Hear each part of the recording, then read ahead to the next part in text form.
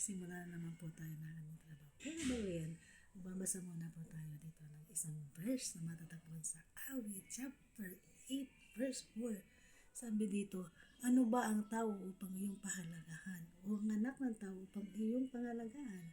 Sa laki ng mga bituin at ng kalawakan, ang tao parang buhangin lang sa dalampasigan. Ganito man tayo kaliit o seemingly insignificant compared to the rest of His creation. Kamangha-mangha ang pagtingin ng Diyos sa atin sa dami ng kanyang inalagaan at hinawakan sa kanyang nilikha. Di niya nalilimutang alagaan ka. Mahalin ka, pahalagahan ka. Thank God that we care about is more amazing than His power to create the stars. Maliit man ang tingin natin sa sarili natin o ang ibang tao sa atin, pinagmamasdan tayo ng Diyos at itinuturing na precious in His sight. Grabe na to ha.